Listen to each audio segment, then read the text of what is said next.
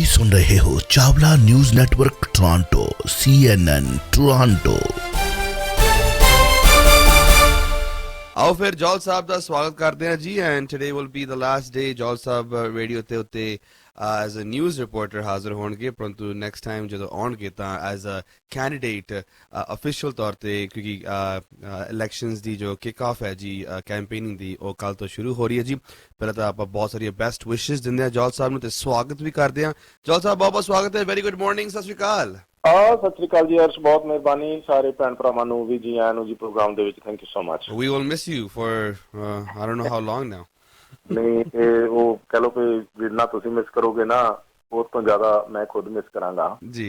और दूसरे पासे अर्श आपां एक मिशन ते चलने हैं जी, आपां एक मिशन ते चलने हैं क्योंकि ते लंबे समय तो आपां भैन भरावां दी सेवा दे विच वैसे ही हाਜ਼ਰ रहे हैं ते हाਜ਼ਰ हाँ, पर ਅਸੀਂ ਇਹ ਹਾਜ਼ਰੀ ਹੋਰ ਵੀ ਪ੍ਰਭਾਵੀ ਤਰੀਕੇ ਨਾਲ ਬਣਾਉਣ ਦੇ ਮਿਸ਼ਨ ਤੇ ਨਿਕਲੇ ਆਂ ਤੇ ਉਹ ਮਿਸ਼ਨ ਹੈ ਜਿਹੜਾ ਜੀ ਆਫੀਸ਼ੀਅਲੀ ਇਲੈਕਸ਼ਨ ਪੀਰੀਅਡ ਉਹ ਕੱਲ ਤੋਂ ਸਟਾਰਟ ਹੋ ਜਾਣਾ ਜੀ, ਜਿਹਦੇ ਕਰਕੇ ਵੀ ਇਹ ਇਲੈਕਸ਼ਨ ਪੀਰੀਅਡ ਦੇ ਦੌਰਾਨ ਜਿਹੜਾ ਬ੍ਰੌਡਕਾਸਟਰ ਹੁੰਦਾ ਜੀ ਵੀ ਉਹਨੂੰ ਆਫ 에ਅਰ ਹੋਣਾ ਪੈਂਦਾ ਆਪਣੀਆਂ ਜਨਰਲ ਡਿਊਟੀਆਂ ਤੋਂ। ਜੀ ਜੀ ਬਿਲਕੁਲ। ਸੋ ਇਲੈਕਸ਼ਨ ਨੂੰ ਅਸੀਂ ਆਪਣੀ ਕੈਂਡੀਡੇਸੀ ਦੇ ਸਿਲਸਿਲੇ ਦੇ ਵਿੱਚ ਤਾਂ ਜ਼ਰੂਰ ਆ ਕੇ ਜੀ ਭੈਣ ਭਰਾਵਾਂ ਦੀ ਸੇਵਾ 'ਚ ਹਾਜ਼ਰ ਹੋ ਸਕਦੇ ਹਾਂ ਮੀਡੀਆ ਦੇ ਰਾਹੀਂ ਕੈਂਡੀਡੇਟਸ, ਪਰ ਲੇਕਿਨ ਕਿ ਜਿਹੜਾ ਜੀ ਵੀ ਇਹ ਆਮ ਨਿਊਜ਼ ਜਾਂ ਬਾਕੀ ਜਿਸ ਵੀ ਤਰੀਕੇ ਦੇ ਨਾਲ ਆਪਾਂ ਸਿਲਸਿਲੇ ਭੈਣ ਭਰਾਵਾਂ ਦੀ ਸੇਵਾ 'ਚ ਪੇਸ਼ ਕਰਦੇ ਹਾਂ ਉਹ ਫਿਰ ਆਪਾਂ ਹੁਣ ਜਿੰਨਾ ਚਿਰ ਇਹ ਇਲੈਕਸ਼ਨ ਆ ਉਹ ਨਹੀਂ ਕਰ ਸਕਾਂਗੇ, ਨਹੀਂ ਕਰਾਂਗੇ। ਸੋ ਤਦ ਕਰਕੇ ਹੈ ਜੀ ਵੀ ਕਿਉਂਕਿ ਸਾਰੇ ਕੈਂਡੀਡੇਟਸ ਆ ਜਿਹੜੇ ਜੀ ਵੀ ਉਹ ਇਕੁਅਲ ਟਰੀਟ ਕੀਤੇ ਜਾ ਸਕਣ, ਸੋ ਆਪਾਂ ਵੀ ਇਸ ਜਿਹੜਾ ਇਹ ਰੂਲ ਆ ਇਲੈਕਸ਼ਨ ਦਾ ਉਹਦਾ ਸਤਿਕਾਰ ਕਰਦੇ ਹਾਂ ਤੇ ਹਰ ਇੱਕ ਜਿਹੜਾ ਆਪਣਾ ਇਲੈਕਸ਼ਨ ਦੇ ਵਿੱਚ ਜੋ ਵੀ ਸਟੈਪ ਆ ਸੀ ਜੀ ਵੀ ਇਹ ਬਾਈ ਲਾ ਬਾਈ ਰੂਲਸ, ਕਿਉਂਕਿ ਸਦਾ ਆਪਾਂ ਗੱਲ ਕਰਦੇ ਹਾਂ ਨਾ ਵੀ ਇਹ ਦੇਸ਼ ਇਹ ਮੁਲਕ ਨਾ ਵੀ ਚਮੜੀ ਦੇ ਰੰਗ ਕਿਸੇ ਦੇ ਕਰਕੇ ਨਹੀਂ ਸੀਗਾ, ਵੀ ਇਹ ਰੂਲ ਫੋਲੋ ਕਰਨ ਵਾਲੇ ਲੋਕਾਂ ਦੇ ਕਰਕੇ ਸੀਗਾ। ਹੁਣ ਰੂਲ ਫੋਲੋ ਕਰਨ ਵਾਲੇ ਜੇ ਨਕਸ਼ੇ 'ਚ ਦੇਸ਼ ਚੁੱਕ ਕੇ ਦੇਖ ਲਈਏ ਵੀ ਉਹਨਾਂ 'ਚੋਂ ਬਹੁਤਿਆਂ ਦੇ ਜੇ ਬਈ ਉਹ ਦੇਸ਼ ਜਾਣੀ ਕਿਸੇ ਖਾਸ ਚਮੜੀ ਦੇ ਰੰਗ ਵਾਲੇ ਲੋਕਾਂ ਦੀ ਆ ਤੇ ਫਿਰ ਉਹ ਗੱਲ ਵੱਖਰੀ ਤੌਰ ਤੇ ਸਮਝੀ ਜਾ ਸਕਦੀ ਹੈ ਜੀ। ਪਰ ਲੇਕਿਨ ਕਿ ਰੂਲ ਫੋਲੋ ਕਰਨ ਵਾਲੀ ਜਗ੍ਹਾ ਨੰਬਰ 1 ਹੈ ਧਰਤੀ ਦੇ ਉੱਤੇ ਤੇ ਉਹਦੇ ਵਿੱਚ ਸਾਡਾ ਇਹ ਕੈਨੇਡਾ ਦੇਸ਼ ਸ਼ਾਮਲ ਰਿਹਾ ਕਹ ਲਓ ਕਿ ਲੰਬੇ ਸਮੇਂ ਤੋਂ, ਦਹਾਕਿਆਂ ਤੋਂ ਜੀ। ਜੇ ਇਹਨੂੰ ਸ਼ਾਮਲ ਰੱਖਣਾ ਤੇ ਆਪਾਂ ਨੂੰ ਫਿਰ ਰੂਲ ਫੋਲੋ ਹੀ ਕਰਦੇ ਰਹਿਣਾ ਪਵੇਗਾ। ਸੋ ਜਿਹਦੇ ਕਰਕੇ ਵੀ ਇਲੈਕਸ਼ਨ ਦੇ ਜੋ ਵੀ ਰੂਲਸ ਨੇ ਅਸੀਂ ਨਿੱਕੇ ਤੋਂ ਲੈ ਕੇ ਵੱਡੇ ਤੱਕ ਹਰੇਕ ਨੂੰ ਫੋਲੋ ਕਰਨ ਦੀ ਪੂਰੀ ਤਰ੍ਹਾਂ ਕੋਸ਼ਿਸ਼ ਦੇ ਵਿੱਚ ਹੈ, ਜਿਹਦੇ ਤਹਿਤ ਫਿਰ ਕੱਲ ਨੂੰ ਆਪਾਂ ਕੱਲ ਤੋਂ ਕਹਿ ਲਓ ਕਿ ਇਲੈਕਸ਼ਨ ਤੱਕ ਇਹ ਖਬਰਾਂ ਦਾ ਸਿਲਸਿਲਾ ਲੈ ਕੇ ਨਹੀਂ ਪੇਸ਼ ਹੋ ਸਕਾਂਗੇ जी। 905 813 1320 ਸੁਣਦੇ ਦੇ ਆ ਰਹੇ ਹੋ ਪ੍ਰੋਗਰਾਮ ਰੰਗਲਾ ਪੰਜਾਬ ਤੇ ਆਓ ਫਿਰ ਹੁਣ ਚੋਣਵੀਆਂ ਖਬਰਾਂ ਜੌਲ ਸਾਹਿਬ ਲੈ ਕੇ ਹਾਜ਼ਰ ਨੇ ਜੀ। ਐਂਡ ਜੌਲ ਸਾਹਿਬ ਇਹ ਵੀ ਇੱਕ ਰੂਲਸ ਦੱਸ ਦਈਏ ਕਿ ਅਗਰ ਤੁਹਾਡੀ ਪ੍ਰਾਪਰਟੀ ਜੀ ਬ੍ਰੈਂਪਟਨ ਦੇ ਵਿੱਚ ਵਾਰਡ 9 ਤੁਹਾਡੀ ਹੈਗੀ, ਤੁਸੀਂ ਰਹਿੰਦੇ ਹੋ ਭਾਵ ਮਿਸਿਸਾਗਾ ਦੇ ਵਿੱਚ ਜਾਂ ਰਹਿੰਦੇ ਹੋ ਭਾਵ ਤੁਸੀਂ ਐਡਮਿੰਟਨ ਕੈਲਗਰੀ ਦੇ ਵਿੱਚ ਸ਼ਿਫਟ ਹੋ ਚੁੱਕੇ ਹੋ, ਤੁਹਾਡੀ ਪ੍ਰਾਪਰਟੀ ਬ੍ਰੈਂਪਟਨ ਦੇ ਵੱਜਦੀ ਹੈ, ਤੁਸੀਂ ਵੀ ਵੋਟ ਪਾ ਸਕਦੇ ਹੋ। You just have to be 18 years and older if you have a property। Yes, ਇਸ ਤਰ੍ਹਾਂ ਦੀ ਵੀ ਇਹ ਇੱਕ ਤਾਂ ਜਿਹੜਾ ਜਨਰਲ ਕ੍ਰਾਈਟੇਰੀਆ ਹੈ ਨਾ ਵੋਟ ਪਾਉਣ ਦਾ ਸਾਡੇ ਮੁਲਕ ਦੇ ਵਿੱਚ ਹੈਗਾ ਜੀ ਵੀ ਕੈਨੇਡੀਅਨ ਸਿਟੀਜ਼ਨ ਹੋਵੇ, 18 ਸਾਲ ਦੀ ਉਮਰ ਘੱਟੋ ਘੱਟ ਜਾਂ ਉਹ ਤੋਂ ਵੱਧ ਹੋਵੇ ਤੇ ਜੇ ਉਹ 18 ਸਾਲ ਦੀ ਉਮਰ ਅਰਸ਼ ਵੋਟਾਂ ਵਾਲੇ ਦਿਨ ਵੀ ਪੂਰੀ ਕੀਤੀ ਆ ਨਾ ਉਹ ਦਿਨ ਵੀ ਫਟਾਫਟ ਜਾ ਕੇ ਉੱਥੇ ਜਿਹੜੀ ਆ ਇਲੈਕਸ਼ਨ ਪਾਈ ਜਾ ਸਕਦੀ ਹੈ, ਕਿਉਂਕਿ ਤੁਹਾਡੇ ਜਿਹੜੇ ਕਾਗਜ਼ ਆ ਉਹ ਦੱਸ ਰਹੇ ਹੋਣੇ ਤੁਸੀਂ ਅੱਜ ਹੀ 18 ਸਾਲ ਦੇ ਹੋ ਗਏ। ਦੂਸਰੇ ਪਾਸੇ ਜੇ ਤੁਸੀਂ ਇਮੀਗ੍ਰੈਂਟ ਸੀਗੇ ਪਰ ਵੋਟਾਂ ਵਾਲੇ ਦਿਨ ਤੁਸੀਂ ਸਹੁੰ ਚੁੱਕ ਲਈ ਦਾ ਮਤਲਬ ਤੁਸੀਂ ਕੈਨੇਡੀਅਨ ਸਿਟੀਜ਼ਨ ਹੋ ਗਏ, ਪਾਸਪੋਰਟ ਅਜੇ ਭਾਵੇਂ ਨਹੀਂ ਵੀ ਮਿਲਿਆ ਹੈ।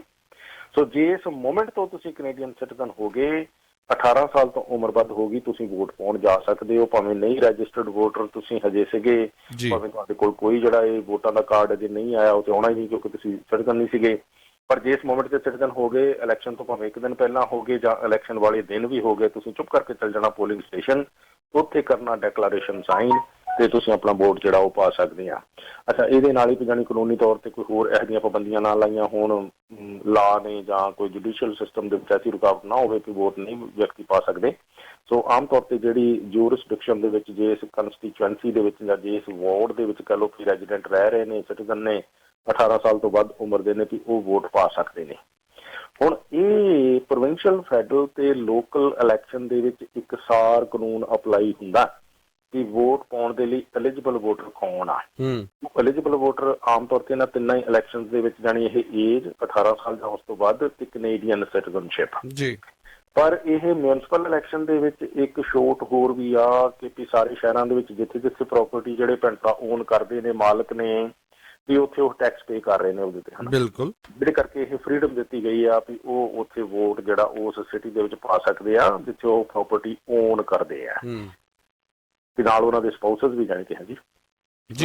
ਦੂਸਰੇ ਪਾਸੇ ਇਹਦੇ ਵਿੱਚ ਹੁਣ ਇਹ ਨਹੀਂ ਸਮਝਣਾ ਵੀ ਕੋਈ ਨੌਨ ਸਿਟੀਜ਼ਨ ਆ, ਨੌਨ ਇਮੀਗ੍ਰੈਂਟ ਆ, ਵਰਕ ਪਰਮਿਟ ਆ, ਵੀ ਉਹ ਪ੍ਰਾਪਰਟੀ ਓਨ ਕਰਦੇ ਆ ਤੇ ਹੁਣ ਉਹ ਜਾ ਕੇ ਵੋਟ ਪਾ ਲੈਣਗੇ ਸਿਟੀ 'ਚ। ਏਦਾਂ ਨਹੀਂ ਹੋਣਾ।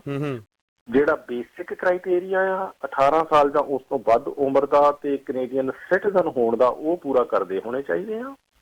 ਤੇ ਫਿਰ ਤੁਸੀਂ ਜਿਹੜੇ ਸ਼ਹਿਰ ਵਿੱਚ ਭਾਵੇਂ ਨਹੀਂ ਵੀ ਰਹਿੰਦੇ ਤੇ ਪਰ ਉੱਥੇ ਪ੍ਰਾਪਰਟੀ ਓਨ ਕਰਦੇ ਹੋ, ਫਰਜ਼ ਕਰੋ ਕਿ ਬਰੈਂਪਟਨ 'ਚ ਤੁਹਾਡਾ ਕੋਈ ਘਰ ਹੈ, ਬਰੈਂਪਟਨ ਦੇ ਵਿੱਚ ਤੁਹਾਡਾ ਕੋਈ ਕਮਰਸ਼ੀਅਲ ਯੂਨਿਟ ਹੈ, ਪਰ ਤੁਸੀਂ ਰਹਿੰਦੇ ਹੋ ਕਿਤੇ ਹੋਰ, ਹੈਮਿਲਟਨ, ਬੈਰੀ ਜਾਂ ਵਟਐਵਰ, ਪਰ ਤੁਸੀਂ ਇਲੈਕਸ਼ਨ ਵਾਲੇ ਦਿਨ ਬਰੈਂਪਟਨ ਆ ਕੇ ਆਪਣਾ ਉਹ ਪ੍ਰਾਪਰਟੀ ਟੈਕਸ ਦਾ ਪ੍ਰੂਫ ਦਿਖਾ ਕੇ, ਹਨਾ, ਪਿਆ ਦੇਖੋ ਜੀ, ਹਨਾ, ਤੇ ਜਾਂ ਫਿਰ ਤੁਸੀਂ ਉਹ ਜਿਹੜੀ ਮਤਲਬ ਟਾਈਟਲ ਤੁਹਾਡੇ ਕੋਲ ਜਦੋਂ ਪ੍ਰਾਪਰਟੀ ਦੇ ਸਾਰੇ ਜਿਹੜੇ ਪੇਪਰ ਆ ਉਹ ਲਿਆਂਦੇ ਜਾ ਸਕਦੇ ਆ, ਉਹ ਤੋਂ ਪਤਾ ਲੱਗਦਾ ਵੀ ਤੁਸੀਂ ਓਨ ਕਰਦੇ ਹੋ ਪ੍ਰਾਪਰਟੀ, ਹਨਾ। ਸੋ ਕੋਈ ਤਮਾਸ਼ਾ ਨਹੀਂ, ਜਾਣੀ ਕਿ ਉਹ ਸਿਰ ਦੇ ਕੂੜੇ ਵਾਲੀ ਗੱਲ ਨਹੀਂ ਕਰਨੀ ਵੀ ਆਪਾਂ ਕੋਈ ਹੇਰਾਫੇਰੀ ਪਾਣੀ ਹੈ। ਆਪਾਂ ਜੇ ਐਲੀਜੀਬਲ ਵੋਟਰ ਹੈਗੇ ਆ ਤੇ ਜ਼ਰੂਰ ਵੋਟ ਪਾਣੀ ਆ, ਜੇ ਆਪਾਂ ਐਲੀਜੀਬਲ ਵੋਟਰ ਨਹੀਂ ਆ ਫਿਰ ਆਪਾਂ ਘਰੇ ਬੈਠਣਾ ਆ ਜੀ ਤੇ ਵੇਟ ਕਰਨਾ ਜਿੰਨਾ ਚਿਰ ਆਪਾਂ ਐਲੀਜੀਬਲ ਹੋ ਜਾਈਏ। ਸੋ ਇਸ ਕਰਕੇ ਰੂਲ ਫੋਲੋ ਕਰਨ ਦੀ ਗੱਲ ਹੈ। ਪਰ ਲੇਕਿਨ ਜੇ ਕਿਸੇ ਸਿਟੀ ਦੇ ਵਿੱਚ ਤੁਸੀਂ ਪ੍ਰਾਪਰਟੀ ਓਨ ਕਰਦੇ ਹੋ ਓਨਟਾਰੀਓ ਦੇ ਵਿੱਚ, ਤੇ ਉੱਥੇ ਜਾ ਕੇ ਵੋਟ ਪਾ ਸਕਦੇ ਨੇ ਜਿਹੜੇ ਪ੍ਰਾਪਰਟੀ ਦੇ ਓਨਰ ਹੋਣ, ਪ੍ਰੋਵਾਈਡਡ ਕਿ ਉਹ ਬੇਸਿਕ ਐਲੀਜੀਬਿਲਿਟੀ ਆ ਜਿਹੜੀ ਵੋਟਰ ਹੋਣ ਦੀ ਉਹ ਪੂਰੀ ਕਰਦੇ ਹੋਣ ਜੀ।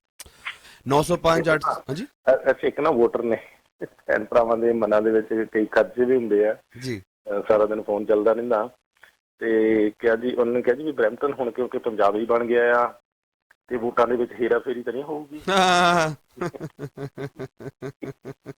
ਹਾਂਜੀ, ਮੈਂ ਕਿਹਾ ਜੀ ਜਿੱਥੇ ਲੋਕਾਂ ਦੀ ਆਵਾਜ਼ ਹੋਵੇ ਨਾ, ਹਨਾ, ਉਹ ਆਵਾਜ਼ ਖੁਦਾ ਹੀ ਹੁੰਦੀ ਆ, ਖਲਕਤ ਦੀ ਆਵਾਜ਼ ਜੀ। ਬਿਲਕੁਲ। ਤੇ ਜਿੱਥੇ ਖਲਕਤ ਦੀ ਆਵਾਜ਼ ਕਿਸੇ ਕੈਂਡੀਡੇਟ ਦੇ ਨਾਲ ਆ ਨਾ, ਉੱਥੇ ਤੇ ਹੇਰਾ ਫੇਰੀ ਕਰਨ ਵਾਲੇ ਤੇ ਵਾਲੀਆਂ ਨੂੰ ਵੀ ਸ਼ਰਮ ਆ ਜਾਊਗੀ ਵੀ ਅਸੀਂ ਕੀ ਕਰ ਰਹੇ ਹਾਂ, ਸ਼ਰਮ ਆ ਜਾਊਗੀ। ਤੇ ਇਸ ਕਰਕੇ ਖਲਕਤ ਜਿਹੜੇ ਕੈਂਡੀਡੇਟ ਨੂੰ ਤੁਸੀਂ ਪਸੰਦ ਕਰਦੇ ਹੋ ਉਹਦੇ ਨਾਲ ਖੜ ਜਾਓ। ਇਹ ਕੈਨੇਡਾ ਦੇਸ਼ ਹੈ, ਬਹੁਤ ਕੁਝ ਹਜੇ ਬਾਕੀ ਆ ਜਿਹੜਾ ਆਪਾਂ ਸੰਭਾਲ ਸਕਦੇ ਹਾਂ, ਹਜੇ ਨਹੀਂ ਉਜੜਿਆ ਉਹਨਾਂ ਜਿੰਨਾ ਆਪਾਂ ਕਈ ਵਾਰੀ ਪਰੇਸ਼ਾਨ ਹੋ ਜਾਂਦੇ ਹਾਂ। ਪਰ ਜੇ ਇਹਨੂੰ ਰੋਕਣ ਲਈ ਤੁਸੀਂ ਅੱਜ ਅੱਗੇ ਆਉਣ ਤੋਂ ਵੀ ਝਿਜਕਜਾਉਂਦੇ ਰਹੇ, ਜਿੱਦਾਂ ਪਿਛਲੇ 20-25 ਸਾਲ ਝਿਜਕ ਆਪਾਂ ਕੀਤੀ ਹੈ, ਆਪਾਂ ਰੇਡੀਓ ਤੇ ਗੱਲਾਂ ਤੇ ਕਰਦੇ ਰਹੇ, ਪਰ ਜਸਟ ਜੋ ਰਾਈਟਿੰਗ ਇਨ ਰਾਈਟਿੰਗ 2 ਲਫ਼ਜ਼ ਕੰਪਲੇਂਟ ਦੇ ਪਾਉਣੇ ਸੀ, ਜਿੱਥੇ ਜੋ ਕੁਝ ਗਲਤ ਹੋ ਰਿਹਾ ਸੀ ਉਹ ਤੁਸੀਂ ਨਹੀਂ ਕੀਤਾ, ਜਿਹਦੇ ਕਰਕੇ ਉਜਾੜਨ ਵਾਲੇ ਤੇ ਵਾਲੀਆਂ ਉਜਾੜਦੇ ਚਲੀਆਂ ਗਈਆਂ। ਉਹਨਾਂ ਨੇ ਆਪਣੇ ਖੀਸੇ ਭਰ ਲਏ, ਕਾਫਲੇ ਵੱਡੇ ਕਰ ਲਏ, ਸਭ ਕੁਝ ਉਹਨਾਂ ਦਾ ਬਣ ਗਿਆ, ਤੁਸੀਂ ਗੱਲਾਂ ਹੀ ਕਰਦੇ ਰਹਿ ਗਏ। ਸੋ ਇਹ ਗੱਲਾਂ ਨਹੀਂ ਆਪਾਂ ਕਰਦੇ ਰਹਿ ਜਾਣਾ, ਆਪਾਂ ਪ੍ਰੈਕਟੀਕਲੀ ਕੁਝ ਕਰਕੇ ਦਿਖਾਣਾ, ਤੇ ਜੋ ਟਰੈਕ ਰੈਕਡ ਆਪਾਂ ਕੁਝ ਕਰਕੇ ਦਿਖਾਉਂਦੇ ਰਹੇ ਹਾਂ ਬੀਤੇ ਸਮਿਆਂ ਦੇ ਵਿੱਚ, ਤੇ ਉਹ ਆਪਾਂ ਗਾਂਹ ਵੀ ਕਰਨਾ। ਸੋ ਇਸ ਕਰਕੇ ਕੈਂਡੀਡੇਟ ਦੇ ਨਾਲ ਜਦੋਂ ਖਲਕਤ ਦੀ ਆਵਾਜ਼ ਹੈ, ਇਹ ਹੇਰਾਫੇਰੀ ਕਰਨ ਵਾਲੇ ਤੇ ਵਾਲੀਆਂ, ਮੈਂ ਸਮਝਾਂਗਾ ਕਿ ਉਹਨਾਂ ਦੇ ਹੋਸ਼ ਉੱਡ ਜਾਣਗੇ।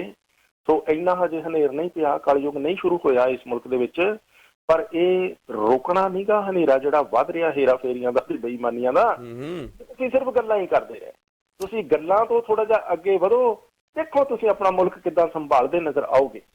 ਇਸ ਮੁਲਕ ਨੂੰ ਲੋਕਾਂ ਨੇ ਸੰਭਾਲਿਆ ਸੀ ਆਪਣੇ ਕਿਰਦਾਰ ਕਰਕੇ। ਜਰਾ ਕੋਈ ਸੱਜੇ ਖੱਬੇ ਹੀਲ ਹੁਜਤ ਹੁੰਦੀ ਸੀ, ਚੱਕ 311, ਚੱਕ ਇਨਵਾਈਟਿੰਗ ਕੰਪਲੇਂਟ, ਉਸੇ ਵੇਲੇ ਆ ਕੇ ਉਹਨੂੰ ਨੱਪ ਲੈਂਦੇ ਸੀ ਬੰਦੇ ਨੂੰ ਜੀ। ਬਿਲਕੁਲ, ਬੜਾ ਵਧੀਆ ਬਣਿਆ ਰਹਿੰਦਾ ਸੀ ਮਾਹੌਲ। ਪਰ ਕਿਉਂਕਿ ਆਪਾਂ ਉੱਥੋਂ ਜਿੱਦਾਂ ਦਾ ਹੁਣ ਕਲਚਰ ਆਪਾਂ ਆਪਣੇ ਮੁਲਕਾਂ ਚੋਂ ਲੈ ਕੇ ਆਉਂਦੇ ਆ, ਉਹ ਕਲਚਰ ਦੇ ਤਹਿਤ ਅਸੀਂ ਜਾਂ ਤੇ ਡੰਡਾ ਚੁੱਕ ਕੇ ਆਪ ਤੌਰ ਪੈਂਦੇ ਹਾਂ ਜਾਂ ਆਪ ਗੁਆਂਢੀ ਨਾਲ ਲੜਦੇ ਹਾਂ। ਅਸੀਂ ਕਾਲ ਉੱਥੇ ਨਹੀਂ ਕਰਦੇ ਜਾਂ ਉੱਥੇ ਰਾਈਟਿੰਗ ਚ ਕੰਪਲੇਂਟ ਨਹੀਂ ਪਾਉਂਦੇ ਜਿੱਥੇ ਬਣਾਉਣੀ ਮਤਲਬ ਪਾਉਣੀ ਬਣਦੀ ਆ। ਬਿਲਕੁਲ, ਤੇ ਉਹ ਸਿਉਂਕ ਤੇ ਘੋੜੇ ਦਾ ਫਿਰ ਵਧੀ ਜਾਂਦਾ, ਮੁਲਕ ਨੂੰ ਖਰਾਬ ਕਰੀ ਜਾਂਦਾ। ਬਰੈਂਪਟਨ ਸਾਡੇ ਆਉਣ ਤੋਂ ਪਹਿਲਾਂ ਠੀਕ ਸੀ, ਹੁਣ ਕਿੱਦਾਂ ਹੋ ਗਿਆ ਖਰਾਬ? ਇੱਥੇ ਆਇਆ ਕੌਣ ਹੈ, ਹਨਾ? ਸੋ ਤਦ ਕਰਕੇ ਆਪਾਂ ਇਹ ਗੱਲਾਂ ਜਿਹੜੀਆਂ ਸੋਚਣੀਆਂ ਨੇ, ਵਿਚਾਰਨੀਆਂ ਨੇ। ਅੱਜ ਇਹ ਓਨਾ ਹਨੇਰਾ ਨਹੀਂ, ਪਰ ਇਹਨੂੰ ਹੋਰ ਸੰਘਣਾ ਹੋਣ ਤੋਂ ਬਚਾਉਣਾ ਤੁਸੀਂ ਆਪਣੀ ਸੋਚ, ਆਪਣੀ ਹਰਕਤ ਦੇ ਨਾਲ, ਆਪਣੇ ਕੰਮ ਦੇ ਨਾਲ, ਕਿਰਦਾਰ ਦੇ ਨਾਲ ਹੈ। ਖਲਕਤ ਆਵਾਜ਼ ਬਣੇਗੀ ਜਿਸ ਉਮੀਦਵਾਰ ਦੀ, ਹੇਰਾ ਫੇਰੀ ਕਰਨ ਵਾਲੇ ਤੇ ਵਾਲੀ ਨੂੰ ਵੀ ਸ਼ਰਮ ਆ ਜਾਏਗੀ ਕਿ ਮੈਂ ਕੀ ਕਰ ਰਿਹਾ ਤੇ ਕੀ ਕਰ ਰਹੀ ਹਾਂ। ਇੰਪਰੂਵਮੈਂਟ ਇਨ ਪਾਸਪੋਰਟ ਸਰਵਿਸਿਜ਼ ਹੋ ਰਹੇ ਨੇ ਜੀ। ਪਾਸਪੋਰਟ ਕੈਨੇਡਾ ਨੇ ਇੱਕ ਰਿਪੋਰਟ ਸਾਂਝੀ ਕੀਤੀ ਹੈ ਕਿ ਇੰਪਰੂਵਡ ਵੇਟਿੰਗ ਟਾਈਮਸ ਹੋ ਰਹੇ ਨੇ ਜੀ। ਸਪੈਸ਼ਲੀ ਐਪਲੀਕੈਂਟਸ ਨੂੰ ਸਿਰਫ ਅਰਾਊਂਡ 2 ਘੰਟੇ ਵੇਟ ਕਰਨਾ ਪੈ ਰਿਹਾ ਬਰੈਂਪਟਨ ਐਂਡ ਮਿਸੀਸਾਗਾ ਦੇ ਵਿੱਚ, ਪਰੰਤੂ ਟੋਰਾਂਟੋ ਦੇ ਵਿੱਚ ਥੋੜਾ ਜਿਹਾ ਟਾਈਮ ਹੋਰ ਲੱਗ ਰਿਹਾ ਜੀ। ਅਰਸ਼ਿਆਈ ਖਬਰ ਦੱਸਦੀ ਆ ਵੀ ਬਰੈਂਪਟਨ ਦੇ ਵਿੱਚ ਉਹਨਾਂ ਵੀ ਬੁਰਾ ਹਾਲ ਨਹੀਂ ਜਿੰਨਾ ਕਈ ਵਾਰੀ ਆਪਾਂ ਸਮਝ ਲੈਂਦੇ। ਵੈਨਕੂਵਰ ਜਾਓ 4.5 4.5 ਘੰਟੇ ਵੇਟ ਹੈ ਜੇ ਤੁਸੀਂ ਮਤਲਬ ਇੱਕ ਆਪਣਾ ਪਾਸਪੋਰਟ ਅਪਲਾਈ ਕਰਨਾ ਹੈ ਨਾ। ਤੇ ਕੁਛ ਟਾਈਮਿੰਗ ਜਿਹੜਾ ਜੀ ਵੀ ਮਤਲਬ ਸੇਂਟ ਕੈਥਰੀਨ ਵਗੈਰਾ ਜਾਂ ਉਧਰ ਅਲਬਰਟਾ ਦੇ ਵਿੱਚ ਸਸਕਾਚਵਾਨ ਦੇ ਵਿੱਚ ਬੈਟਰ ਟਾਈਮਿੰਗਸ ਹੈਗੇ ਆ। ਅੱਧਾ ਕੁ ਘੰਟਾ ਵੇਟ ਕਰਕੇ ਜਿਹੜਾ ਜੀ ਵੀ ਵਾਰੀ ਆ ਜਾਂਦੀ ਹੈ ਜੇ ਤੁਸੀਂ ਪਾਸਪੋਰਟ ਅਪਲਾਈ ਕਰਨਾ। ਪਰ ਇੱਥੇ ਬਰੈਂਪਟਨ ਮਿਸਿਸਾਗਾ ਦੇ ਵਿੱਚ ਜਾਣੀ ਕਿ ਜੇ ਇਨ ਪਰਸਨ ਤੁਸੀਂ ਪਾਸਪੋਰਟ ਅਪਲਾਈ ਕਰਨ ਜਾ ਰਹੇ ਹੋ ਤੇ ਤੁਹਾਨੂੰ ਹੋ ਸਕਦਾ ਜਿਹੜਾ ਜੀ ਵੀ ਉਹ ਵੇਟ ਆ 2 ਘੰਟੇ ਕਰਨਾ ਪਵੇ, 2.25 ਘੰਟੇ ਕਰਨਾ ਪਵੇਗਾ। ਡਿਪੈਂਡ ਵੀ ਕਈ ਵਾਰੀ ਕਰਦਾ ਹੁੰਦਾ ਵੀ ਟਾਈਮ ਜਿਹੜਾ ਵੀ ਡਿਊਰਿੰਗ ਦਾ ਡੇ ਕੇਸ ਟਾਈਮ ਕੋਈ ਗਏ ਨੇ। ਸੋ ਉਸ ਲਿਹਾਜ਼ ਨਾਲ ਅੱਗੇ ਨਾਲੋਂ ਜਿਹੜਾ ਜੀ ਵੀ ਇਹ ਇੰਪਰੂਵਡ ਟਾਈਮਿੰਗਸ ਹੈਗੇ ਆ। ਦੂਸਰਾ ਜਿਹੜਾ ਪਾਸਪੋਰਟ ਇਸ਼ੂ ਕਰਨ ਦੀ ਉਹਨਾਂ ਨੇ ਵੀ ਅੱਗੇ ਨਾਲੋਂ ਤੇਜ਼ੀ ਆਈ ਆ ਵੀ ਪਿਛਲੇ ਹਫ਼ਤੇ ਦੇ ਨਾਲੋਂ ਵੀ ਇਸ ਵਾਰ ਜਿਹੜੇ ਜੀ ਵੀ ਪਾਸਪੋਰਟ ਆ 60,000 ਤੋਂ ਵੀ ਜ਼ਿਆਦਾ ਜਿਹੜੇ ਉਹ ਇਸ਼ੂ ਕੀਤੇ ਗਏ ਸੀਗੇ ਜਿਹੜਾ ਲੰਘਿਆ ਹੋਇਆ ਹਫ਼ਤਾ ਆ। ਇਹ ਜਾਣੀ ਕਿ ਆਲਮੋਸਟ ਜਾਣੀ ਕਿ 10-12 ਹਜ਼ਾਰ ਵੱਧ ਪਾਸਪੋਰਟ ਮਤਲਬ ਉਹ ਤੋਂ ਪਹਿਲੇ ਹਫ਼ਤੇ ਦੇ ਮੁਕਾਬਲੇ ਜਿਹੜੇ ਆ ਉਹ ਜਾਰੀ ਹੋਏ ਆ। ਸੋ ਕੁੱਲ ਮਿਲਾ ਕੇ ਇਹ ਹੈ ਜੀ ਵੀ ਇਸ ਸਾਲ ਦੇ ਵਿੱਚ ਹੀ ਪਾਸਪੋਰਟ ਕੈਨੇਡਾ ਜਿਹੜੇ ਜੀ ਵੀ ਇਹ 11.5 ਲੱਖ ਦੇ ਕਰੀਬ ਜਿਹੜੇ ਪਾਸਪੋਰਟ ਆ ਉਹ ਜਾਰੀ ਕਰ ਚੁੱਕੇ ਨਵੇਂ, ਹੈ ਨਾ। ਸੋ ਉਸ ਲਿਹਾਜ਼ ਨਾਲ ਇਹ ਹੈ ਜੀ ਵੀ 15 ਕੁ ਦਿਨਾਂ ਦੇ ਵਿੱਚ ਕਾਫੀ ਤੇਜ਼ੀ ਦੇ ਨਾਲ ਜਿਹੜਾ ਇਹ ਪਾਸਪੋਰਟ ਦੀ ਸਰਵਿਸ ਆ ਉਹਦੇ ਵਿੱਚ ਸੁਧਾਰ ਹੋਣਾ ਇਹ ਕਲੇਮ ਕੀਤਾ ਜਾ ਰਿਹਾ ਪਾਸਪੋਰਟ ਕੈਨੇਡਾ ਦੇ ਵੱਲੋਂ। ਹਜੇ ਕਹਿ ਲਓ ਵੀ ਕਾਫੀ ਕੁਝ ਹੋਣਾ ਬਾਕੀ ਆ। ਜਿਹੜੀ ਸਰਵਿਸ ਇਹ ਉਸ ਲੈਵਲ ਤੇ ਨਹੀਂ ਪਹੁੰਚੀ ਜਿਸ ਕੋਵਿਡ ਤੋਂ ਪਹਿਲਾਂ ਸੀ, ਪਰ ਸਿਚੁਏਸ਼ਨ ਅੱਗੇ ਨਾਲੋਂ ਬੈਟਰ ਹੋ ਰਹੀ ਹੈ ਜੀ। ਕੰਪਲੇਂਟਸ ਕਾਫੀਆਂ ਆ ਰਹੀਆਂ ਨੇ ਜੀ। Toronto international airport Canadian transportation authority ਨੇ ਇਹ ਕਿਹਾ ਕਿ ਬਹੁਤ ਵੱਡੀ ਤਾਦਾਦ ਦੇ ਵਿੱਚ backlog complaints for bad traveling experience with airlines are in ji and delays in airport and glitches in arrival. ਉਹ ਯਾਰ ਸਰ ਜੀ ਦੇਖੋ ਇਹ ਨਾ ਆਪਾਂ ਪਿੱਛੇ ਫਿਰ ਸਾਂਝੀਆਂ ਕੀਤੀਆਂ ਸੀ ਗੱਲਾਂ ਬਾਤਾਂ ਵੀ ਏਅਰਲਾਈਨ ਇੱਕ ਤਾਂ ਜੇ ਲੋਕ ਖਰਾਬ ਹੋਏ ਆ ਵੀ ਉਹਨਾਂ ਦੀ ਫਲਾਈਟ ਕੈਂਸਲ ਹੋ ਗਈ, ਉਹ ਏਅਰਪੋਰਟ ਤੇ ਗਏ ਜਾਂ ਫਿਰ ਜੀ ਉਹ ਫਲਾਈਟ ਜਾਣੀ ਕਿ ਵੀ ਡੀਲੇ ਹੋ ਗਈ, ਕਈ ਘੰਟੇ ਲੋਕਾਂ ਨੂੰ ਏਅਰਪੋਰਟ ਤੇ ਹੀ ਖੱਜਲ ਹੋਣਾ ਪਿਆ। ਜਾਂ ਫਿਰ ਏਅਰਪੋਰਟਾਂ ਤੇ ਜੋ ਸਿਚੁਏਸ਼ਨ ਹੈਗੀ ਆ ਸਮਾਨ ਗੁਆਚ ਗਿਆ ਜੀ, ਸਮਾਨ ਲੇਟ ਆ ਗਿਆ ਜੀ, ਸਵਾਰੀ ਪਹੁੰਚ ਗਈ ਜੀ, ਸਮਾਨ ਅਗਲੇ ਦਿਨ ਆਊਗਾ ਜੀ, ਹੋਰ ਇਸ ਤਰ੍ਹਾਂ ਦੀਆਂ ਜਾਣੀ ਕਿ ਜਿਹੜੀਆਂ ਖੁਆਰੀਆਂ ਹੈਗੀਆਂ।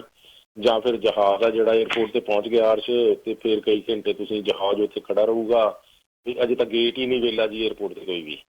ਸੋ ਇਸ ਤਰ੍ਹਾਂ ਦੀਆਂ ਜਿਹੜੀਆਂ ਜਾਣੀ ਕਿ ਪਰੇਸ਼ਾਨੀਆਂ ਹੈਗੀਆਂ ਲੋਕਾਂ ਦੇ ਵਾਸਤੇ ਫਿਰ ਨੈਚੁਰਲੀ ਆ ਵੀ ਉਹਨੇ ਕਿਤੇ ਨਾ ਕਿਤੇ ਉਹਨਾਂ ਨੇ ਆਪਣਾ ਜਿਹੜਾ ਫਰਸਟ੍ਰੇਸ਼ਨ ਆ ਉਹ ਕੰਪਲੇਂਟ ਦੇ ਰੂਪ ਦੇ ਵਿੱਚ ਕੱਢਣੀ ਹੁੰਦੀ ਆ। ਸੋ ਜਿਸ ਕਰਕੇ ਵੀ ਜਿਹੜੀਆਂ ਏਅਰਲਾਈਨਸ ਦੇ ਕੋਲ ਜਦੋਂ ਕੰਪਲੇਂਟ ਜਾਂਦੀਆਂ ਤੇ ਉਹ ਵੀ ਫਿਰ ਸੇਫਟੀ ਸਿਕਿਉਰਿਟੀ ਦਾ ਇਸ਼ੂ ਬਣਾ ਕੇ ਜੀ ਸਾਡੇ ਕੋਲ ਸਟਾਫ ਘੱਟ ਹੈ ਜਾਂ ਵਗੈਰਾ ਵਗੈਰਾ ਵੀ ਉਹ ਬਹਾਨੇ ਲਾ ਕੇ ਤੇ ਕੰਪਨਸੇਸ਼ਨ ਤੋਂ ਇਨਕਾਰੀ ਹੋ ਰਹੀਆਂ ਸੀਗੀਆਂ। ਸੋ ਜਿਸ ਕਰਕੇ ਵੀ ਕੈਨੇਡੀਅਨ ਗਵਰਨਮੈਂਟ ਦੇ ਕੋਲ ਇਹ ਕੈਨੇਡੀਅਨ ਏਵੀਏਸ਼ਨ ਸੈਕਟਰ ਦੇ ਵਿੱਚ ਆਪਾਂ ਦੇਖਿਆ ਵੀ ਟਰਾਂਸਪੋਰਟੇਸ਼ਨ ਅਥਾਰਟੀ ਆ ਜੋ ਕਾਫੀ ਵੱਡੀ ਤਾਦਾਦ ਦੇ ਵਿੱਚ ਕੰਪਲੇਂਟਸ ਆ ਜਿਹੜੀਆਂ ਜੀ ਵੀ ਉਹ ਗਈਆਂ। ਸੋ ਜਿਨ੍ਹਾਂ ਨੂੰ ਪ੍ਰੋਸੈਸ ਕਰਨ ਦੇ ਲਈ ਸਟਾਫ ਤੇ ਲਗਭਗ ਓਨਾ ਕੀ ਸੀਗਾ ਤੇ ਫਿਰ ਉੱਥੇ ਵੀ ਡਿਲੇ ਹੋਣ ਲੱਗ ਪਈ।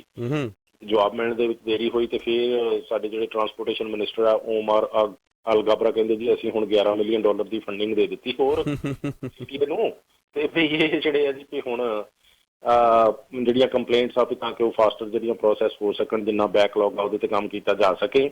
ਪਰ ਲੋਕ ਜਾਣੀ ਥੋੜੇ ਇਸ ਗੱਲੋਂ ਹੈਰਾਨ ਪਰੇਸ਼ਾਨ ਆ ਕਿ ਜਦੋਂ ਇਹ ਸਾਡੇ ਟਰਾਂਸਪੋਰਟੇਸ਼ਨ ਮਿਨਿਸਟਰ ਜਿਹੜੇ ਆ ਜੀ ਵੀ ਇਹ ਸਿਚੁਏਸ਼ਨ ਨੂੰ ਏਅਰਪੋਰਟਾਂ ਤੇ ਠੀਕ ਕਰਨ ਲਈ ਲਾਚਾਰ ਨੇ ਬਿਲਕੁਲ, ਹੈ ਨਾ। ਕਦੇ ਥੋੜਾ ਬਹੁਤਾ ਉਹਨਾਂ ਨੇ ਕੁਝ ਬੋਲ ਦਿੱਤਾ ਜਾਂ ਫਿਰ ਐਸਾ ਬੋਲਤਾ ਵੀ ਕਸੂਰ ਹੀ ਲੋਕਾਂ ਦਾ ਕੱਢ ਦਿੱਤਾ। ਲੋਕਾਂ ਦੇ ਕੋਲੋਂ ਚੁਣ ਹੋ ਕੇ ਬੰਦਾ ਜਾਣੀ ਲੋਕਾਂ ਦਾ ਹੀ ਕਸੂਰ ਕੱਢੇ ਜਦੋਂ ਠੀਕ ਤਰ੍ਹਾਂ ਨਹੀਂ ਆਪਣੀ ਜੌਬ ਜਿਹੜੀ ਨਿਭਾ ਪਾ ਰਿਹਾ, ਹੈ ਨਾ।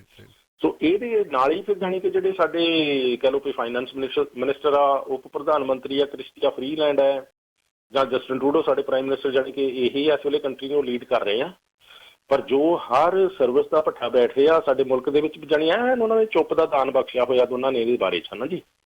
ਕਦੇ ਵੀ ਉਹਨਾਂ ਨੇ ਜਾਣੀ ਕਿ ਕੋਈ ਲਫ਼ਜ਼ ਨਹੀਂ ਇਹਦੇ ਬਾਰੇ ਬਹੁਤੇ ਬੋਲਣ ਦੀ ਜ਼ਹਿਮਤ ਕੀਤੀ ਤੇ ਉਹ ਦੱਸ ਦੇਣ ਇਹਦੇ ਬਾਰੇ, ਕੋਈ ਸਫਾਈ ਦੇ ਦੇਣ, ਕੋਈ ਲੋਕਾਂ ਦੇ ਨਾਲ ਉਹ ਸਿੰਪਥੀ ਪ੍ਰਗਟ ਕਰ ਦੇਣ, ਕੋਈ ਹਮਦਰਦੀ ਦੁਖੀਆਂ ਦੇ ਨਾਲ ਜੀ। ਉਹਦੇ ਨਾਲ ਹੀ ਕਈ ਵਾਰੀ ਕਹਿ ਲਓ ਕੋਈ ਦੁੱਖ ਵੰਡਾਉਣ ਨਾਲ ਹੀ ਘਟ ਜਾਂਦਾ। ਪਰ ਏਦਾਂ ਦਾ ਕੰਮ ਵੀ ਇਹ ਸੱਜਣ ਜੀ ਨਹੀਂ ਕਰ ਰਹੇ ਹਨ ਦੋਨੇ ਜਿਹੜੇ ਸਾਡੇ ਲੀਡਰ ਆ ਦੇਸ਼ ਦੇ। ਇਸ ਗੱਲ ਤੇ ਅਸੀਂ ਇਹ ਕੋਲੋਂ ਨਹੀਂ ਬਣਾ ਰਹੇ, ਮਤਲਬ ਲੋਕ ਹੈਰਾਨ ਪਰੇਸ਼ਾਨ ਆ ਜਿਹੜੇ ਕਿ ਜਾਣੀ ਕਿ ਆਪੋ ਆਪਣਾ ਜਿਹੜਾ ਦੁੱਖ ਹੈ ਉਹ ਜ਼ਾਹਰ ਕਰ ਰਹੇ ਆ, ਜਿਹਦੇ ਕਰਕੇ ਜਾਣੀ ਇਹ ਕੈਨੇਡਾ ਦੇ ਵੱਖ-ਵੱਖ ਜਾਣੀ ਇਲਾਕਿਆਂ ਚੋਂ ਇਹ ਪਤਾ ਲੱਗ ਰਿਹਾ ਤੇ ਲਿਬਰਲ ਪਾਰਟੀ ਆ ਜਿਹੜਾ ਜੀ ਵੀ ਉਹਦੀ ਹਰਮਨ ਪਿਆਰ ਦਾ ਪੂਰੀ ਤਰ੍ਹਾਂ ਭੱਠਾ ਜਾ ਬਹਿੰਦਾ ਜਾ ਰਿਹਾ ਜੋ ਸਿਚੁਏਸ਼ਨ ਹੈ ਇਸ ਵੇਲੇ ਦੇਸ਼ ਦੇ ਵਿੱਚ ਬਣ ਰਹੀ ਹੈ ਜੀ। ਪਰ ਇਹ ਹਾਲੇ ਇਹਨਾਂ ਜਾਣੀ ਕਿ ਸਾਡੇ ਜਿਹੜੇ ਲੀਡਰ ਸਾਹਿਬਾਨ ਨੇ ਉਹਨਾਂ ਦੇ ਵੱਲੋਂ ਇਹ ਬੰਸਰੀ ਵਜਾਉਣ ਵਾਲੀ ਗੱਲ ਹੀ ਲੱਗਦੀ ਹੈ ਹੈਗੇ। ਤੇ ਅੱਜ ਟੋਰਾਂਟੋ ਦੇ ਵਿੱਚ ਹੀ ਨੇ ਇਸ ਵੇਲੇ ਜਸਟਿਨ ਟਰੂਡੋ ਆਪਣੇ ਜਰਮਨ ਦੇ ਜੋ ਚਾਂਸਲਰ ਆਏ ਹੋਏ ਨੇ ਉਹਨਾਂ ਦੇ ਨਾਲ ਕਾਫੀ ਕਹ ਲਓ ਕਿ ਸਦਭਾਵਨਾ ਦੇ ਵਿੱਚ ਇਹ ਛੋਟੀ ਮੀਟਿੰਗ ਉਹਨਾਂ ਦੇ ਵਿਚਕਾਰ ਚੱਲ ਰਹੀ ਹੈ ਤੇ ਬਾਅਦ ਦੁਪਹਿਰ ਉਹਨਾਂ ਨੇ ਨਿਊ ਫਾਊਂਡਲੈਂਡ ਨੂੰ ਚਲੇ ਜਾਣਾ। ਸੋ ਇਦਾਂ ਦੇ ਕੰਮਾਂ 'ਚ ਜਾਣੀ ਜਸਟਿਨ ਟਰੂਡੋ ਪਿਛਲੇ 3-4 ਮਹੀਨਿਆਂ ਤੋਂ ਕਾਫੀ ਜ਼ਿਆਦਾ ਬਿਜ਼ੀ ਨੇ। ਕਦੀ ਇੱਥੇ ਸਾਰੇ ਕੈਨੇਡਾ ਦਾ ਟੂਰ ਲਗਾ ਲਿਆ, ਫਿਰ ਉਹ ਕੋਸਟਾ ਰੀਕਾ ਛੁੱਟੀਆਂ ਤੇ ਚਲੇ ਗਏ, ਫਿਰ ਉਹ ਜਾਣੀ ਕਿ ਇੱਦਾਂ ਮਤਲਬ ਹੋਰ ਯੂਰਪ ਨੂੰ ਚਲੇ ਗਏ। ਇਸ ਤਰ੍ਹਾਂ ਮਤਲਬ ਉੱਪਰ ਜਾਈ ਉਹ ਕਾਫੀ ਇੱਦਾਂ ਆਪਣੇ 'ਚ ਤੋਂ ਐਕਟਿਵ ਨੇ। ਪਰ ਲੇਕਿਨ ਕਿ ਹੇਠਲੇ ਪੱਧਰ ਤੇ ਲੋਕ ਜਿਨ੍ਹਾਂ ਨੇ ਵੋਟਾਂ ਪਾ ਕੇ ਉਹਨਾਂ ਨੂੰ ਇਸ ਤਰ੍ਹਾਂ ਪ੍ਰਾਈਮ ਮਿਨਿਸਟਰ ਦੇ ਤੌਰ ਤੇ ਵਿਚਰਨ ਦੇ ਯੋਗ ਬਣਾਇਆ ਹੋਇਆ ਹੈ ਤੇ ਉਹਨਾਂ ਨੂੰ ਵਿਸ਼ਾਰ ਦਿੱਤਾ ਲੱਗਦਾ ਇਹ ਲੋਕ ਮਹਿਸੂਸ ਕਰ ਰਹੇ ਆ ਜੀ। 905 813 1320 ਐਜ਼ ਯੂ ਨੋ ਤੁਹਾਡੇ ਆਪਣੇ ਕੈਂਡੀਡੇਟ ਵਾਰਡ 9 ਅਤੇ 10 ਵੀਰ ਸਤਪਾਲ ਸਿੰਘ ਜੋਹਲ ਇਸ ਵੇਲੇ ਸਾਡੇ ਨਾਲ ਲਾਈਨ ਤੇ ਜੁੜੇ ਹੋਏ ਨੇ ਜੀ। ਇਲੈਕਸ਼ਨ ਚੋਣਾਂ ਦਾ ਜੋ ਅਫੀਸ਼ੀਅਲ ਕੈਂਪੇਨ ਕੱਲ੍ਹ ਤੋਂ ਸ਼ੁਰੂ ਹੋ ਰਿਹਾ ਜੀ। ਸੋ ਅਸੀਂ ਉਹਨਾਂ ਦੀ ਆਵਾਜ਼ ਆਕਾਸ਼ਵਾਣੀ ਤੇ ਜ਼ਰੂਰ ਮਿਸ ਕਰਾਂਗੇ ਐਜ਼ ਅ ਰਿਪੋਰਟਰ, ਪਰੰਤੂ ਐਜ਼ ਅ ਕੈਂਡੀਡੇਟ ਸਾਡੇ ਨਾਲ ਜ਼ਰੂਰ ਹਾਜ਼ਰ ਹੋਣਗੇ। ਗੱਲਾਂ ਬਾਤਾਂ ਇਲੈਕਸ਼ਨ ਦੇ ਬਾਰੇ ਅਸੀਂ ਕਰਾਂਗੇ, ਪਰੰਤੂ ਜੌਲ ਸਾਹਿਬ ਤੋਂ ਆਗਿਆ ਲੈਣ ਤੋਂ ਪਹਿਲਾਂ ਥੋੜ੍ਹੀ ਜਿਹੀ ਆਪਾਂ ਬਾਉਂਡਰੀਜ਼ ਦੇ ਬਾਰੇ ਪਤਾ ਕਰ ਰਹੇ ਜੀ। ਵਾਰਡ 9 ਅਤੇ 10 ਬਹੁਤ ਵੱਡਾ ਇਲਾਕਾ ਹੈ ਜੀ, 2 MPs ਦਾ ਇਲਾਕਾ ਵੱਜਦਾ ਹੈ ਐਂਡ ਵੱਡੀ ਤਾਦਾਦ ਦੇ ਵਿੱਚ ਸਾਡੀ ਕਮਿਊਨਿਟੀ ਐਂਡ ਵੱਖ-ਵੱਖ ਕਮਿਊਨਿਟੀ ਵੀ ਉੱਥੇ ਰਹਿੰਦੀ ਹੈ। ਸੋ ਜੌਲ ਸਾਹਿਬ ਥੋੜ੍ਹਾ ਜਿਹਾ ਮੈਪ ਦਾ ਆਈਡੀਆ ਦੇ ਦੇ, ਫਿਰ ਤੁਹਾਡੇ ਤੋਂ ਆਪਾਂ ਆਗਿਆ ਲਾਵਾਂਗੇ officially as a news reporter. Thank you ji so much. ਤੇ ਇਸ ਤਰ੍ਹਾਂ ਜੀ ਵੀ ਇਹ ਜਿਹੜਾ ਸਾਡਾ ਵਾਰਡ ਬਹੁਤ ਵੱਡਾ ਆ ਵੀ ਇਹ ਹਾਈਵੇ 50 ਆ ਜਿੱਥੋਂ ਬਰੈਂਪਟਨ ਈਸਟ ਸਾਈਡ ਤੋਂ ਸ਼ੁਰੂ ਹੁੰਦਾ। ਜਦੋਂ ਹਾਈਵੇ 50 ਤੋਂ ਈਸਟ ਤੋਂ ਵੈਸਟ ਸਾਈਡ ਨੂੰ ਸ਼ੁਰੂ ਹੋ ਗਿਆ ਨਾ ਬਰੈਂਪਟਨ, ਤੇ ਫਿਰ ਜਿਹੜਾ ਮੇਫੀਲਡ ਰੋਡ ਤੇ ਇਬਨੀਜ਼ਰ ਰੋਡ ਤੇ ਜਾਂ ਫਿਰ ਉਧਰ ਇਬਨੀਜ਼ਰ ਤੋਂ ਜਾ ਕੇ ਨਾ ਵੈਸਟ ਸਾਈਡ ਨੂੰ ਗੋਰ ਰੋਡ ਤੋਂ ਕੈਸਲਮੋਰ ਰੋਡ ਤੱਕ, ਫਿਰ ਕੈਸਲਮੋਰ ਰੋਡ ਤੋਂ ਮੇਫੀਲਡ ਰੋਡ ਤੱਕ ਤੇ ਬੋਵੇਡ ਡਰਾਈਵ ਤੋਂ ਮੇਫੀਲਡ ਰੋਡ ਤੱਕ, ਇਹਦੇ ਦਰਮਿਆਨ ਜਿੰਨਾ ਵੀ ਇਲਾਕਾ ਹਾਈਵੇ 50 ਤੇ ਹਾਈਵੇ 410 ਦਾ ਆਉਂਦਾ, ਜੋ ਕਿ ਹਾਈਵੇ 50 ਤੋਂ ਲੱਗ ਕੇ ਅਰਸ਼ ਇਹ ਵੀਆ ਡੋਡਾ ਉਹਦੇ ਵਿੱਚ VR ਮਾਨੋ ਉਹ ਸੱਜੇ ਖੱਬੇ ਜਿੰਨੀਆਂ ਸਟਰੀਟਸ ਪੈਂਦੀਆਂ, ਗਾਂ ਜਾ ਕੇ ਗੋਰ ਰੋਡ ਆ ਗਈ, ਗੋਰ ਰੋਡ ਤੋਂ ਬਾਅਦ ਫਿਰ ਜੀ ਪੀ ਮੈਕਵੀਨ ਰੋਡ ਆ ਗਈ, ਫਿਰ ਜੀ ਗੌਰਵੇ ਡਰਾਈਵ ਆ ਗਈ, ਫਿਰ ਗੌਰਵੇ ਤੋਂ ਬਾਅਦ ਏਅਰਪੋਰਟ ਰੋਡ ਆ ਗਈ, ਏਅਰਪੋਰਟ ਦੇ ਨਾਲ ਹੀ ਫਿਰ ਗਾਂ ਸੰਦਲਵੁੱਡ ਪਾਰਕਵੇ ਚੱਲ ਪਈ, ਏਅਰਪੋਰਟ ਤੋਂ ਅੱਗੇ ਚੱਲ ਕੇ ਫਿਰ ਅਰਸ਼ ਆ ਗਈ ਟੋਰਬਰਮ ਰੋਡ, ਟੋਰਬਰਮ ਰੋਡ ਦੇ ਨਾਲ ਹੀ ਉਸ ਤੋਂ ਪਹਿਲਾਂ ਮਾਊਂਟੇਨ ਐਸ਼ ਰੋਡ ਚੱਲ ਪਈ, ਟੋਰਬਰਮ ਰੋਡ ਤੋਂ ਬਾਅਦ ਫਿਰ ਜਿਹੜਾ ਜੀ ਪੀ ਬ੍ਰੈਮਲੀ ਰੋਡ ਆਉਂਦੀ ਆ, ਉਹਦੇ ਇਨ ਬਿਟਵੀਨ ਜਿਹੜਾ ਜੀ ਪੀ ਸਨੀ ਮੀਡੋਜ਼ ਵੀ ਆ ਜਾਂਦੀ ਆ ਤੇ ਫਿਰ ਫੈਟਨ ਫੋਰੈਸਟ ਵੀ ਆ ਜਾਂਦੀ ਆ ਜੀ। ਫਾਦਰ ਟੋਬਿਨਸ ਜਿਹੜੀ ਅੱਗੇ ਮਾਊਂਟੇਨ ਐਸ਼ ਰੋਡ ਦੇ ਵਿੱਚ ਤੇ ਜਾਂ ਗਾਂ ਕੰਟਰੀ ਸਾਈਡ ਜਿਹੜੀ ਉਹ ਪੈਰਲਲ ਚੱਲਦੀ ਹੈ। ਸੋ ਇਹਦੇ ਨਾਲ ਹੀ ਫਿਰ ਜਾਣੀ ਟੋਰਬਰਮ ਤੇ ਬ੍ਰੈਮਲੀ ਰੋਡ ਤੋਂ ਬਾਅਦ ਜਿਹੜਾ ਜੀ ਡਿਕਸੀ ਰੋਡ ਆ ਜਾਂਦੀ ਹੈ। ਡਿਕਸੀ ਰੋਡ ਤੋਂ ਫਿਰ ਅੱਗੇ ਚੱਲ ਕੇ ਜਿਹੜਾ ਜੀ ਹਾਈਵੇ 410 ਆ ਜਾਂਦਾ। ਟ੍ਰਿਨਿਟੀ ਮਾਲ ਦੇ ਆਸ-ਪਾਸ ਦਾ ਜਿਹੜਾ ਏਰੀਆ ਜੀ ਉਹਦੇ ਵਿੱਚ ਹੀ ਕੈਨੇਡਾ ਗੂਸ ਤੇ ਗੁਰੂ ਨਾਨਕ ਮਿਸ਼ਨ ਗੁਰਦੁਆਰਾ ਸਾਹਿਬ ਜਿਹੜਾ ਜੀ ਉਹ ਪੀਟਰ ਰੋਬਰਟਸਨ ਤੇ ਡਿਕਸੀ ਦੀ ਨੁੱਕਰ ਤੇ ਹੈ। ਤੇ ਕੁੱਲ ਮਿਲਾ ਕੇ ਉਹ ਸਾਰੇ ਇਲਾਕੇ ਜਿਹੜਾ ਜੀ ਵਾਰਡ 9 ਤੇ 10 ਬਣ ਜਾਂਦਾ। ਸੋ ਕੁੱਲ ਮਿਲਾ ਕੇ L6R ਜਿਹੜਾ ਜੀ ਪੋਸਟਲ ਕੋਡ ਹੈ ਉਹ ਵਾਰਡ 9 ਦੇ ਵਿੱਚ ਪੈਂਦਾ ਤੇ ਪੀਟਰ ਰੋਬਰਟਸਨ ਦੇ ਨਾਲ ਲੱਗਦੇ ਸੱਜੇ ਖੱਬੇ ਸਾਰੇ ਇਲਾਕੇ ਉਹ ਵੀ ਵਾਰਡ 9 ਦੇ ਵਿੱਚ ਹੀ ਪੈਂਦੇ ਆ। ਤੇ ਟੋਰਬਰਮ ਰੋਡ ਤੋਂ ਬਾਅਦ ਫਿਰ ਵਾਰਡ 10 ਦੇ ਵਿੱਚ ਪੀਟਰ ਰੋਬਰਟਸਨ ਉੱਥੋਂ ਸ਼ੁਰੂ ਹੁੰਦੀ ਹੈ। ਸੋ ਇਸ ਤਰੀਕੇ ਦੇ ਨਾਲ ਜੀ ਇਹ ਗਲੀ ਅਸੀਂ ਕੋਸ਼ਿਸ਼ ਕਰਾਂਗੇ ਤਾਂ ਅੱਗੇ ਚੱਲ ਕੇ ਭੈਣ ਭਰਾਵਾਂ ਨੂੰ ਅਸੀਂ ਮਿਲੀਏ, ਉਹਨਾਂ ਦੇ ਨਾਲ ਗੱਲਾਂ ਬਾਤਾਂ ਕਰੀਏ ਤੇ ਜਿੰਨੇ ਕੁ ਇਲਾਕਿਆਂ ਦੇ ਵਿੱਚ ਜਾ ਸਕੇ ਅਸੀਂ ਜ਼ਰੂਰ ਜਾਵਾਂਗੇ। ਜਿੱਥੇ ਕਿਤੇ ਨਾ ਜਾ ਸਕੇ, ਜੇ ਤੁਸੀਂ ਪਾਰਕਾਂ ਵਿੱਚ ਜਾਂਦੇ ਹੋ, ਅਦਰਵਾਈਜ਼ ਕਿਤੇ ਭੈਣ ਭਰਾਵਾਂ ਨੂੰ ਮਿਲਦੇ ਹੋ ਤੇ ਸਾਡੀ ਸਤਪਾਲ ਸਿੰਘ ਜੌਲ ਦੀ ਗੱਲ ਚਲਾਉਣੀ ਤੁਸੀਂ ਜਿਸ ਤਰ੍ਹਾਂ ਕਿ ਚਲਾ ਹੀ ਰਹੇ ਹੋ ਕਿ ਸਕੂਲ ਟਰਸਟੀ ਦੇ ਵਜੋਂ ਜਿਹੜਾ ਜੀ ਕਾਮਯਾਬੀ ਬਖਸ਼ਿਸ਼ ਕਰਨੀ ਹੈ। ਸੋ ਕੱਲ੍ਹ ਤੋਂ ਲੈ ਕੇ ਅਫੀਸ਼ੀਅਲ ਜਿਹੜਾ ਕੈਂਪੇਨ ਪੀਰੀਅਡ ਹੈ ਜੀ ਉਹਦੇ ਵਿੱਚ ਅਸੀਂ ਹਿੱਸਾ ਲਵਾਂਗੇ ਤੇ ਤੁਹਾਡਾ ਭੈਣ ਭਰਾਵਾਂ ਦਾ ਸਹਿਯੋਗ ਚਾਹੀਦਾ। ਅਰਸ਼, ਜਿੰਨਾ ਤੁਸੀਂ ਮਿਹਨਤ ਸਾਡੇ ਨਾਲ ਕੀਤੀ ਹੈ ਤੁਹਾਡਾ ਵੀ ਅਸੀਂ ਧੰਨਵਾਦ ਕਰਦੇ ਹਾਂ ਜੀ। ਦੀਪ ਜੀ ਨੇ ਬੜੀ ਮਿਹਨਤ ਕੀਤੀ ਹੈ, ਦਿਲਬਾਗ ਚਾਵਲਾ ਜੀ ਨੇ, ਅੰਜੂ ਸਿੱਕਾ ਜੀ ਨੇ, ਸਮੁੱਚੀ ਟੀਮ ਨੇ, ਸਭ ਦਾ ਬਹੁਤ ਧੰਨਵਾਦ। ਸੋ ਜਿੰਨਾ ਮੀਡੀਆ ਨੇ ਸਹਿਯੋਗ ਹੁਣ ਤੱਕ ਦਿੱਤਾ ਜੀ, ਸਾਰੇ ਮੀਡੀਆ ਦਾ, ਤੇ ਦੇਖੋ ਜਿਹੜੀ ਆਤਮਾ ਦੀ ਮਨ ਦੀ ਆਵਾਜ਼ ਹੁੰਦੀ ਨਾ ਅਰਸ਼ੇ ਵੱਡੀ ਬਲਵਾਨ ਹੁੰਦੀ ਹੈ ਜੀ। ਬਹੁਤ ਸਾਰੇ ਮੀਡੀਆ ਭੈਣ ਭਰਾਵਾਂ ਨੂੰ ਮੈਂ ਕਹਿ ਨਹੀਂ ਸਕਿਆ ਪਰ ਉਹਨਾਂ ਨੇ ਆਪਣੇ ਤੌਰ ਤੇ ਸਾਡਾ ਆਪਣੀ ਆਤਮਾ ਦੀ ਆਵਾਜ਼ ਸੁਣ ਕੇ ਪ੍ਰਚਾਰ ਕੀਤਾ। ਸੋ ਹਰ ਭੈਣ ਭਰਾ ਦਾ ਅਸੀਂ ਬਹੁਤ ਸ਼ੁਕਰੀਆ ਅਦਾ ਕਰਦੇ ਹਾਂ। ਇਹ ਹੀ ਆ ਕਿ ਤੁਸੀਂ ਇਲੈਕਸ਼ਨ ਵਾਲੇ ਦਿਨ ਵੀ ਆਪਣੀ ਆਤਮਾ ਦੀ ਆਵਾਜ਼ ਸੁਣ ਕੇ ਜਦੋਂ ਕਰੋਗੇ ਨਾ ਐਕਟ, ਤੇ ਫਿਰ ਗਲਤ ਬੰਦਾ ਇਲੈਕਟ ਨਹੀਂ ਹੋ ਸਕਦਾ, ਗਲਤ ਬੰਦਾ ਇਲੈਕਟ ਨਹੀਂ ਹੋ ਸਕਦਾ ਤੇ ਤੁਹਾਡੇ ਕੰਮ ਜਿਹੜੇ ਆ ਉਹ ਰੁਕੇ ਨਹੀਂ ਰਹਿ ਸਕਦੇ। ਸੋ ਇਸ ਕਰਕੇ ਸਤਪਾਲ ਸਿੰਘ ਜੌਲ ਦਾ ਸਾਥ ਦੇਣਾ ਸਕੂਲ ਟਰਸਟੀ ਇਲੈਕਸ਼ਨ ਦੇ ਵਿੱਚ ਵਾਰਡ 9 ਤੇ 10 ਦੇ ਵਿੱਚ ਅਜਿਹੀ ਬੇਨਤੀ ਹੈ ਜੀ। ਜੌਲ ਸਾਹਿਬ ਨਾਲ ਡਾਇਰੈਕਟਲੀ ਗੱਲਬਾਤ ਕਰ ਸਕਦੇ ਹੋ ਤੇ ਨੈਕਸਟ ਟਾਈਮ ਜਦੋਂ ਜੌਲ ਸਾਹਿਬ ਨਾਲ ਗੱਲਬਾਤ ਕਰਾਂਗੇ ਐਜ਼ ਅ ਕੈਂਡੀਡੇਟ, ਪਰੰਤੂ ਆਈ wish you Jaul Sahib all the very best. October 24 ਨੂੰ ਦੀਵਾਲੀ ਵਾਲੇ ਦਿਨ ਆ ਐਂਡ ਅਸੀਂ ਖੁਸ਼ੀਆਂ ਦੇ ਦੀਵੇ ਤੁਹਾਡੇ ਨਾਲ ਪਟਾਕਿਆਂ ਦੇ ਨਾਲ ਸੈਲੀਬ੍ਰੇਟ ਕਰੀਏ ਕਿ ਜੌਲ ਸਾਹਿਬ ਸਾਡੇ ਸਕੂਲ ਟਰਸਟੀ ਜਿੱਤ ਚੁੱਕੇ ਨੇ ਜੀ, ਪਰੰਤੂ ਅਕਤੂਬਰ 24 ਨੂੰ ਪਤਾ ਲੱਗੇਗਾ ਸਾਨੂੰ the result. Joel Saab, thank you so much for the time and all the very, very best. Thank you, sir. Thank you, sir. ਤੁਸੀਂ ਤੁਸੀਂ ਸੁਣ ਰਹੇ ਹੋ Chawla news network Toronto CNN Toronto.